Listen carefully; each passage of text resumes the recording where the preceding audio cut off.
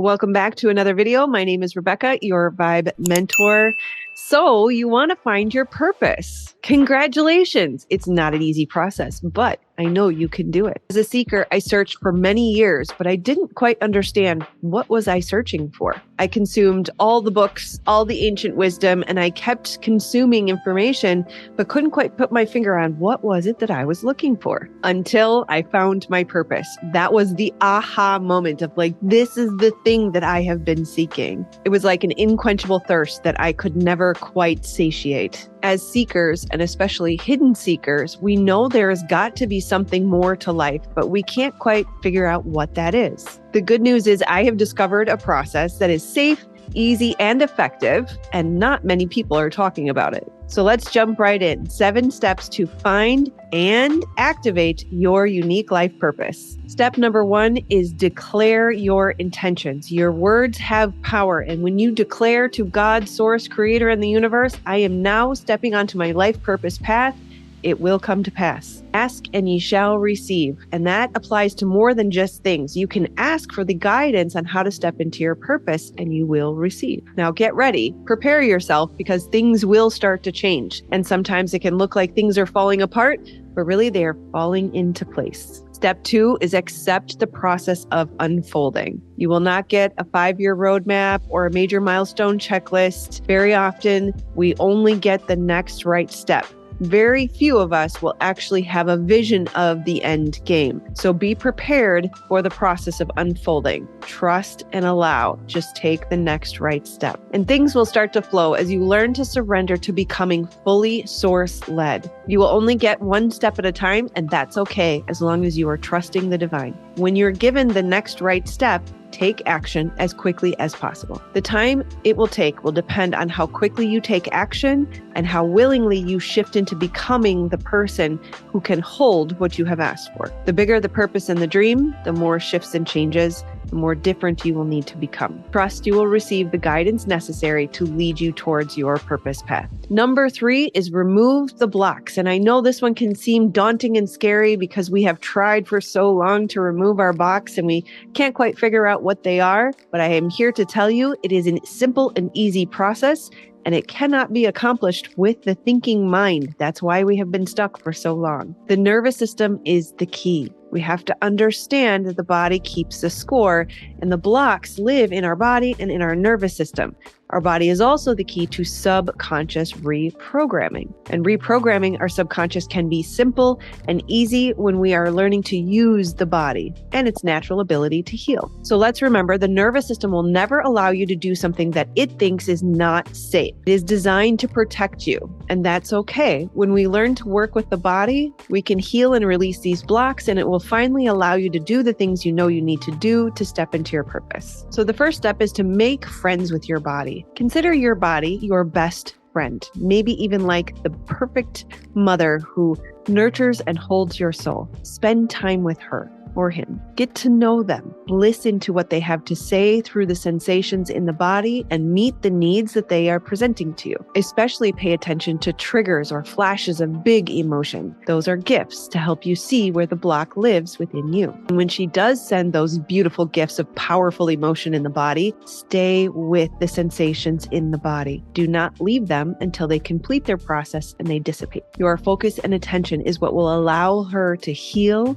and to release the blocks from you. Step number 4 is cultivating an intimate relationship with the divine. The beauty is that God, source, creator, the universe lives inside your body. You could not be closer to it. So take a moment to silence yourself. Listen for that still small voice within you. Be still and know that I am God. And start to play Marco Polo with the divine. Ask and you shall receive. Again, it's that ping back and forth. Ask a question, receive an answer. Get to know that still small voice and recognize when you do ask a question, the first response you receive is likely your intuition or the divine. Anything else after that is the voice of ego or trauma trying to rationalize things away. Practice asking for guidance every step of the way. Ask, should I go left or should I go right? Should I have fruit or should I have vegetables? Ask for guidance towards your purpose. What is the next right step? As Marianne Williams would suggest, ask, where would you have me go? What would you have me do? What would you have me say? And to whom? Step number 5, faith,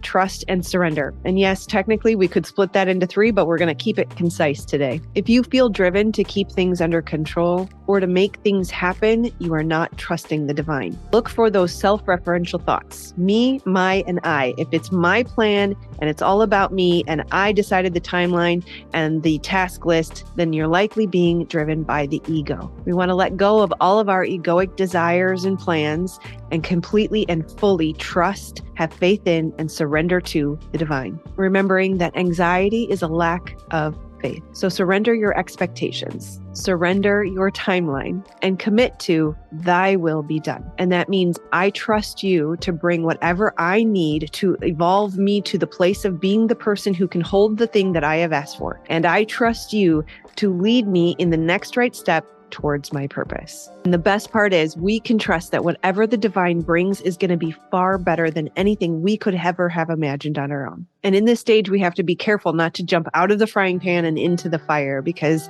the ego wants to go crazy and believe that things are not working if it's not going according to our plan. So be careful. When you start to lose faith and you act from fear, there is a high likelihood you will be jumping out of the frying pan and into the fire. And acting from this place of fear is also known as a trauma response. Step number 6 is very simple and straightforward. Take the action. When you receive the guidance in the prior step, take the action right away. The longer we wait, the more difficult it will be to take the action. If you find you can't take the action, then we need to look into trauma healing. It is very common for the spiritual community to be stuck in a dorsal vagal state of the nervous system, which is known also as fawn and freeze. When we can't get ourselves to show up and to do the things we know we need to do to step into our purpose or to create our business, then we need to learn again to work with the nervous system, heal and remove those blocks from the body. And step number 7 is not necessarily the last step, but it is getting triggered. Let the action that you take trigger you. This is actually a desired response in the early stages. When we get triggered, it shows us where our blocks are again, and we can go back to step 3 and repeat. But for the sake of efficiency, I'll repeat it again here. Once we get triggered, we feel it in the body. Notice what area of the body calls your attention most and ask yourself, what does this feeling feel like? Is it showing up in my heart? Is it a tight, clenched feeling? Is it heavy? Is it dense? Is it warm? Is it cold? Does it have a color? And then once you get familiar with that feeling in your body, you can ask, how old does this feeling feel? This feeling is likely connected to an early childhood wound. When you go back into that early childhood wound, feel the feeling in your body and stay with it again. Not until the brain says it's gone, but until you can feel the intensity of the emotion dissipate from the body. The body is designed to heal. The body keeps the score. The body will handle the process of release. All the brain needs to do is just stay present with those sensations in the body. And when you get really good at this, the process of asking for guidance, going out and getting triggered, and learning how to heal and release the blocks from your body, that's when magic starts to happen. So long as you're fully source-led, things you never could have imagined will start to happen and flow into your life. So don't give up and keep going. Now, as a bonus, having proper expectations is extremely important because it takes up to 10 years to achieve mastery. So don't expect this to be an overnight process. If you're in the game for 10 years, you can be guaranteed by the end of those 10 years, something beautiful will have emerged. Ultimately, our purpose is not one specific thing like being a fireman or being a doctor. It is a lifelong process of evolving and transcending and moving into higher and new, deeper levels of self-actualization, becoming your highest self. So consider your purpose to connect to the divine and to follow the next right step. Matthias likes to refer to it as almost like a scavenger hunt. And if you're still struggling with this, you may want to look into trauma healing. When we live from a place of protecting ourselves or from fear, we will feel stuck, lost, and purposeless. But when we heal, we fall in love with who the divine made us to be and the life that we have been gifted. That is when our gifts, our talents, and our purpose start to come online so that we can pour it into others. And that is when the feeling of purpose and fulfillment shoot through the roof. And if this still feels daunting for you, you might have unhealed trauma. Check out this video, 21 signs you might have unhealed trauma. I love you, my friends. Namaste.